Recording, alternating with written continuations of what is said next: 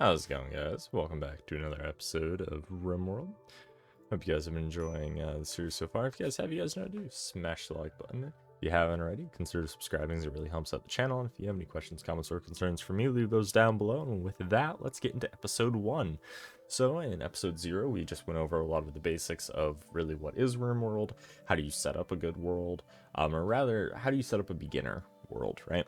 And so with that, let's get into episode 1, where we're going to look at basically how can we survive the first night.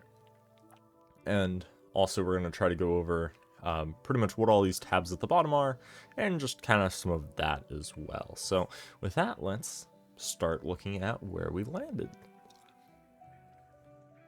So currently I have the game paused just so we can look around the map and we don't have to worry too much about things down here at the bottom. I say at the bottom, but behind this there's a bunch of warnings and things. So here, if I unpause, so we see that we need bed, a hunter doesn't have a weapon, we need recreation, and just some other things. So I'm gonna just keep it paused while we kind of examine where we're at. So there aren't too many mountains or hills, meaning we're not gonna have a lot of metal to work with. Now there is gonna be some. Looks like we have some advanced compact machinery here. Looks like we have some iron here. And then, of course, we have a sealed room here. Now, the sealed rooms, I'm fairly certain that they spawn on every map. They are effectively a kind of like a loot room. And they can be very useful to you, but they can also be kind of harmful. And you basically roll the dice once you open it. So it's kind of like Schrodinger's cat. It's either really good or not great at all. And so I don't recommend opening it until you are kind of prepared militarily. So you have armor, you have some weapons, and you have more than 3 people. Not saying you can't go into it with as is, but I personally would recommend you wait a little bit, at least until you're a little more comfortable with managing the combat system. So from what it looks like, we have plenty of area to work with, and that was something I intended for us to select, was just more of an open area, and instead of digging into the mountains, which is something I like to do, it is quite time consuming. And so for this playthrough, we're gonna just do a kind of standard out in the open, wall off with buildings. So right now I'm just trying to take in and see what we have. So I can see that this area is kind of darker. It's farmland, so it's a little bit better for farming on, but I don't know if I really want to build that far over on the map. And it looks like there's only one geyser. 1, 2. So there's one here. Is there any centrally located geysers? Not that I'm seeing. Okay. So what I think we'll do is we might either end up taking this kind of pre-built area and turning this into something, or this little one. We might use this little one at first, just because it is already almost fully enclosed. We'll finish walling this, and this off, build some things, and we'll get going. So we have our 3 colonists. So on the bottom left, we have architect. This is basically our build menu. This allows us to issue orders, allows us to zone things, and build structures. Now, the important thing with zoning is you can expand a home area. Currently, there is no home area because we haven't decided what is our home area.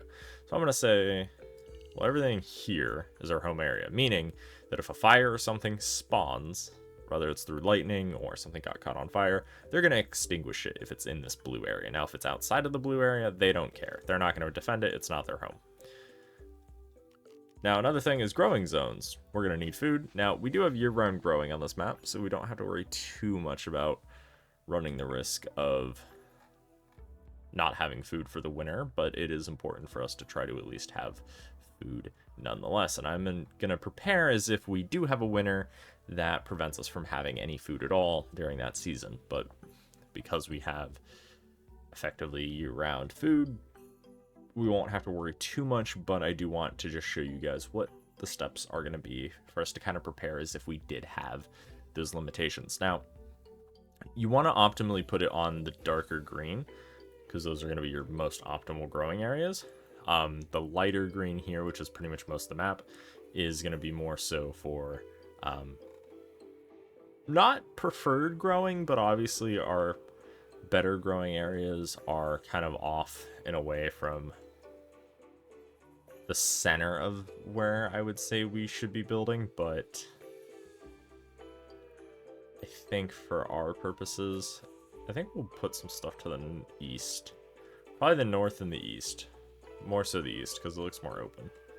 So we'll just set up a simple 10 by 10 field. That should be fine for one person. And it's important to note that you can set these to be fairly large areas, right? But one person isn't going to be able to manage this massive area, right? So between planting and harvesting, crops will more than likely die in this field if we only have one person doing it. Now, a much smaller area like that, okay, one person would be able to manage it, but then you're not going to get enough food. So I have found that either 5 by 5 or 6 by 6 is a good single like person crop size if you're doing things for like medicine or clothing even. And then I like to do either 10 by 10 or 11 by 11, just depending on the spacing for like food plots. And then once I gather more people to be able to do larger plots, I'll do 15 by 15 for larger ones. Now there are, I believe, some optimal sizes for the fields, but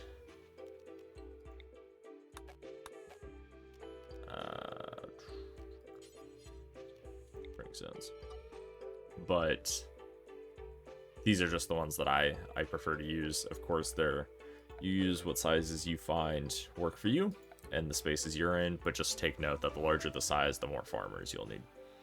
Speaking of some other orders, you might notice that the items they spawn with have this little X, and that just means these are not allowed to be picked up for one reason or another. Usually it's due to just when they first spawn in, the items aren't allowed to be picked up so that your people don't immediately start worrying about trying to move things indoors and all that. Just because if you spawn on a map that is harsher and you're immediately surrounded by hostile things, you're worried about those, not the items on the ground. So we are going to allow those items and pretty much everything here. Yeah, for now. Okay. Let me turn the growing menu off. And down here in the bottom right, that's what I toggled, the fertility overlay. Just so that way we can see the ground. I'm also going to go ahead and issue an order for us to chop some trees. I know we have a bunch of wood, but I do want to get some trees chopped. And then let's go ahead.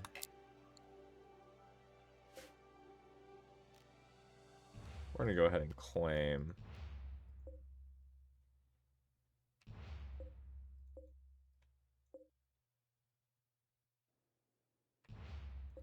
we're just going to claim most of this.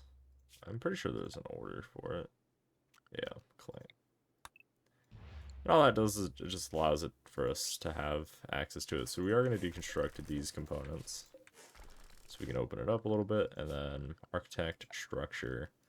We could use steel wall or silver wall, but we don't really want to use our steel or silver on that, so we're going to do wooden wall. And then we're going to go ahead and queue these to be built. And then zone. We're going to build a roof over that area if there already isn't one. And then next, I want to get some furniture. Now, I would like to try to get some real beds for the first day, but I don't know if we'll be able to, so we'll queue one up just for now. And then as for the zone, we'll do something like that, just so that they have an inside zone. And then we'll put up a dumping stockpile just so that they have somewhere to dump things. All right, so we are going to unpause and stay at the lowest speed just so that they can get the work done. And in the meantime, we're going to talk about the priorities. So currently, everything is set to just a check mark, and all that means is it's either they can do it or they won't do it. Now, if they don't have a box at all, that means they can't physically do it. Well, for one reason or another, they're not allowed to do it. Now, You also notice the little flames that we mentioned in the previous episode. So we have passion and then we have interest. If they have a passion, they're going to gain XP for that task very, very quickly. If they have an interest, they're going to gain it quicker than if they didn't have anything at all. So it's important that we toggle the people who have passions and interests as our priority for those things, along with who has the highest skill. Now, if we toggle to manual priorities, notice now we have numbers. So if we change, say, firefighting, I want this to be a priority 1, meaning they're going to do anything in terms of fires first. Again, in the homestead area. We'll pause just for a second. Now it looks like they got some things going. So the way this works is it is slightly confusing at first when you see this menu and you turn on manual priorities. So the things to the left have the highest priority. So regardless, so if they're all a 3 in terms of priority, well, firefighting will happen first, always. And research will happen last out of all of these things in order. Now, because we put priority 1 on firefighting, well, now anything in the number 1 priority queue will still fall in this order. So we're going to do firefighting first because it's the first thing to the left, but it's also a priority 1. Then it's going to check to see, okay, well, is anything else in the priority 1 queue? And it will do that first. So then if I say, well, I want research to also be a number 1 priority. So the way this works is it will do firefighting first because it's the left-hand most thing, and it's a priority 1. And then it checks, well, and does anything else have a priority 1 queue? Research does. And so research will now become the second thing they do. And then once both these tasks are either done or cannot be continued any further, then it will default to the next highest queue, in this case 3, which then defaults to the leftmost item, in this case patient. So of course, I don't really want research right now, so I'm not going to set it to that, but we also don't have a research bench, so that doesn't matter. Being a patient, I want everybody to also be a priority 1. This basically means if you are sick, get into a medical bed. I don't care what you're doing, get into a medical bed because I don't want you to die. Now, notice, there's a red box around this, and it gives you a warning. It says the average of relevant skills is very low, meaning that, notice, we have a 0 on this person. This person can't even do being a doctor. And this one only has a 1, meaning that we do not have a good doctor. So if anybody gets sick, it's going to take them some time to get healed. So because we only have one person being a doctor, I want this to be a number 1 priority, but I also want the other person to be able to do it, because if I don't assign them the ability to do it, they won't have those options when it comes to trying to do it. So I'm going to assign it as a priority 4, meaning you'll have the ability to go heal people, but I don't ever want you to actually heal people unless I specifically tell you to. Next, we have bed rest. I don't like setting this to a priority 1, just because if, say, they have something minor that will cause them to go into the bed for bed rest, it will then override having them do anything else. And sometimes it's worthwhile, but right now when we're starting out and we kind of need everybody doing everything, I don't want it to be too high. Now later we might change this, but for now I'm going to leave it as a 2. Next we have childcare. Well, we don't have any children, so we're going to leave that as a 3. Followed, we have basic. So this is just anything from like moving prisoners or flipping a light switch or stuff of that nature. So again, nothing important, so leaving it as a 3. Warden deals with animals. Or not animals. That's handling that I'm thinking of. Yeah. Handling is animals. Warden is prisoners and recruiting. So currently we don't have any, but if we do, I want you to be the one to do it. As for handling, same thing here. Cooking.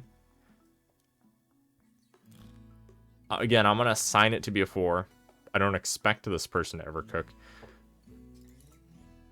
So we'll have Junie be our cook. Hunting, we're not going to do hunting right now. So for now, I'm going to turn hunting off. As for construction, everybody should be doing some construction. So these are all going to be priority 2. So the way I like to assign it is they're priority 1s. So patient and firefighting everybody has. But then I like to assign at least one person in every category to have a 1. And then everybody else be a 2. So whoever has our highest construction, in this case it looks like you're also going to be our number 1 constructor, and then everybody else will do that as a second priority. Now I would like to have somebody who can grow, so it looks like you're going to be our grower. And then of course priority 2 on those. For mining, I want you to be able to mine. Again, not great, so you're going to have a 4 priority. I want you to do everything else, and if nothing else is available, go mine. You're going to be the number 1. You're going to be a number 2. Plant cutting is basically harvesting. This is a great way to think about it. I want you to be a priority 2 because I do want people to help out with that. Smithing. We don't really have tailoring right now, so I'm not going to worry about smithing or tailoring. I'm going to just kind of turn these off just so that way we don't worry about it too much right now. Until we get those tables, we're going to assign you to a 1. And then hauling will be a priority 2. So if nothing else, go do this. And then the reason I'm going to turn cleaning to number 1 is because there is an aesthetic stat. So, and we'll see that as we get more into the base design and things. And your colonists will get unhappy if they basically are living in a pigsty. So I like to have cleaning on the number 1 priority queue. So that way, if everybody has done all their primary jobs, and before they start doing secondary jobs, they do a little bit of cleaning. That way the base stays clean. Because otherwise, if you set this, like, say, to a 2 or even a 3, it's almost never going to get done. Because then they have to cycle through everything in the 1 category, then everything in the 2 category, and then do cleaning. Whereas I want cleaning to happen before you do your secondary tasks. Because if your primary task is done, that's good. And then we can move on to cleaning. Research, again, we don't have a research table right now, but if we did, I want you to be our researcher. So I'm going to change your cleaning to a priority 2, just so that way you're not always cleaning, you default to research, if nothing else. And then set you to a 2. So that looks good. Definitely, if anybody has any recommendations to kind of add on to this, by all means, leave that in the comment section below, and then we can address that in another episode. But I think this is probably good for now. And let's get back to unpause for a little bit. So I'm going to go ahead and turn it up to 2 speed while our colonists move some things around. Now we do have some weapons and armor. So if we take a look back at our work assignment really quick. So it looks like... Is anybody incapable of fighting? Let's see, we can draft you. No, everybody is able to fight. Who has the highest... shooting skill? Okay. So shooting is a 3. You have an 8, so you're going to get the rifle. You have a 1. You have a 3. You're going to get the revolver. Actually, who has the next highest melee? Yeah, that works. So you're going to get the revolver. You're going to get the knife. But you're also going to get... Whose armor is this? Does it tell me? No. Okay, so then I want you... You're going to... Yeah, you're going to wear it. Oh, I should... Yeah, you have to shift click, force. And so you're going to wear the rifle. Who's the doctor? Our doctor was Horn. So Horn, you're for sure wearing armor. Because I do not want the doctor to ever die. Because if the doctor dies, we're screwed. So they're going to go ahead and get forced into wearing some armor and things. Just because we want to make sure that they have stuff equipped. So now that that's good, things are going to go hopefully swimmingly. Would like if they deconstructed this. And of course, we can always assign them to do just that. So I want to prioritize these 2 deconstructs just so we can get beds inside. We also have a little kitty cat we need to be aware of and keep them alive. You do get an animal. Sometimes it's a dog. Sometimes it's another animal. But we always want to make sure that we keep them pretty much safe for the most part. I also want to queue up a little table in here, and then...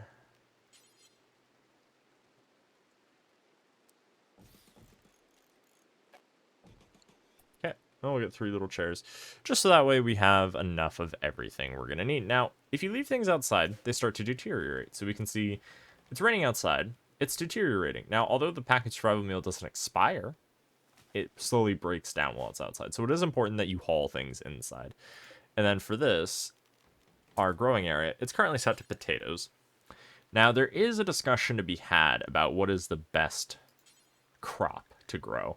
So there's corn, potatoes, rice, strawberries. I think those are all the edibles for food. And technically fungus, but fungus I believe you use for... Yeah, you need it to basically be in dark. So you really only have 3 crops. Now, corn takes the longest to grow, but gives you the most nutrition. Potatoes are in the middle, and rice is at the bottom, meaning rice you're going to get the most growth out of, and you're going to get the most of. Now, I'm going to go with potatoes, which is default, because it kind of strikes the balance between a lot of harvest, but some variety of nutrition. Now, eventually we'll have corn and we'll have rice. Rice is a good early, like, just get a lot of food, get some food made, and you'll be fine. However, corn is going to be best just to satisfy their dietary needs. And while we're waiting for kind of them to do their thing, let's also go ahead and look at some other things. So the schedule tab just lets us see, similar to like Prison Architect or the main one I'm thinking of is Prison Architect, but you can set schedules. So if you have somebody who's, say, a night owl, you can set them to only basically be awake and working at night. If you have somebody who works better during certain times of day, you can also do that. You can also assign certain areas that they're allowed. And so notice that kind of blue area. So if we zoom out, it says this is home area. And it automatically marks that because we either built something there or we zoned something there.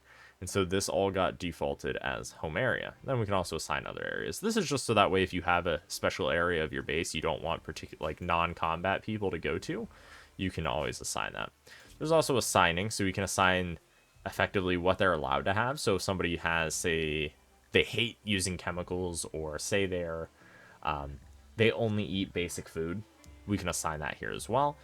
And then animals, we can see what our animal is, and we can assign different things here as well. And we can also manage the area.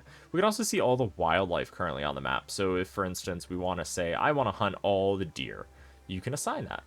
Here, with the first column, you can mark which ones to hunt. The ones with percentages are ones that are creatures that will attack back if you attack them, right? And so the chance the creature will attack when harmed is a 10% chance. Then, of course, we can tame an animal here as well. So it is worthwhile to tame things like the muffalo, so that way you can get milk and other things. I believe muffalo give milk. I'm pretty sure they give milk. I'm like 20% sure right now. I'm pretty sure they're the animal that gives milk. So for the first night, pretty good. We got a bed, we have a nice little shelter, and things are partially inside, which is fairly well. Now, things aren't just going to immediately break. You do have a few days to get things inside, which is worthwhile. And then, so we looked at wildlife. And then, of course, we have research. So your research tab is probably going to look a little bit different than mine, because I do have all the DLC currently enabled. So if you don't have all the DLC, you're not going to see everything that is here. For instance, I know for a fact you probably won't see these. And as you can see, any of the ones with that little yellow triangle, or in this case it's yellow triangle, but any of the ones with a triangle in their top right corner are the ones that are from DLC. So the noble apparel, the royal apparel, the harps, those are from the royalty one. And then xenogenetics are from biotech. And then let me see what's the other one. The red one is from ideology. So as you can see, there's a good chunk here, like these two. And then there's a bunch down here that are from. So your research tab is going to probably look a little bit different than mine, but for the most part, they're still going to function the same. As for the first thing I think we should do for this is either tree sowing so that we can get more trees, but because we live on a fairly decent map, it's not going to be the immediate need. The bow could be a good option. Smithing's usually a nice one to get. And then, of course, even going microelectronics. But I think for our case, we're going to go into smithing, machining, and start looking towards weapons of that nature. We could also go geothermal power or even solar panel. And because we already have electricity, I'm going to think we're going to go solar panel just so we can get that. And then batteries after that as well. Actually, do we have power? We do have wind turbines, so I think we might just use those for a little bit. So we'll do battery first. And notice everybody's doing their thing. I do want to get somebody hauling this, so I'm going to prioritize hauling. Same thing with the medicine. Potatoes, because these are raw, they're going to spoil sooner because they're not refrigerated. And we'll look at trying to get a refrigerator set up hopefully next episode. But I think for today's episode, we did pretty good. We set up a nice little area, and we did fairly decently, I think, for the first night. We're already getting food made. So yeah, I think we're in a decent spot, and we'll start planning things out, I think, next episode. I think we'll plan out kind of our little compound. We'll try to get rooms for everybody because not everybody likes sleeping in the same big room. And as you can see, awful barracks. They don't like sleeping with people. They slept in the cold. They're wet. They had a disturbed sleep, and they slept without a table. So as you can see, their mood is important because if they go too far down, they'll get very upset. And right now we have initial optimism, which helps. So it expires in basically about a week, I believe, from landing. So it helps kind of get that initial colony going, but don't rely on it as to be your saving grace. And it's important to always check what needs your colonists have. So for instance, it looks like the lowest one is Horn. Looks like that mood is going to be the lowest out of all of them. All right, and then let's finish up these last couple tabs, and then we'll call it here. So quests as they show up will appear here. Currently, we don't have any. We can also set reward preferences. So as we do things, we can see what types of rewards we want in future quests. This doesn't affect any of the quests that are already active, but it helps if, for instance, we don't care about doing any quests from these guys, but say we only want to do the ones here, then those are the ones we will see more of. And then, of course, we're going to hit world. So it's that same screen we saw when we generated the planet. So it's that same world that we're on. And then this just allows us to say, okay, well, we're going to plan to go somewhere. But you're probably wondering, well, where are we? Well, if we go, so we can see, I believe it's here, or not. So we can set waypoints like this, and we can look, kind of travel. We can also go like here, here. So as you can see, we can keep setting tons of distances if we wanted to. And that's just nice and useful. But look, we are right here. Our nice little colony. So we can zoom in, and we see our colony.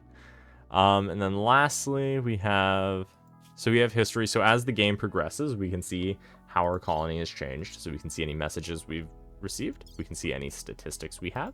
And of course, we can see a graph. And then I wouldn't worry about the graph right now, because this is just wealth.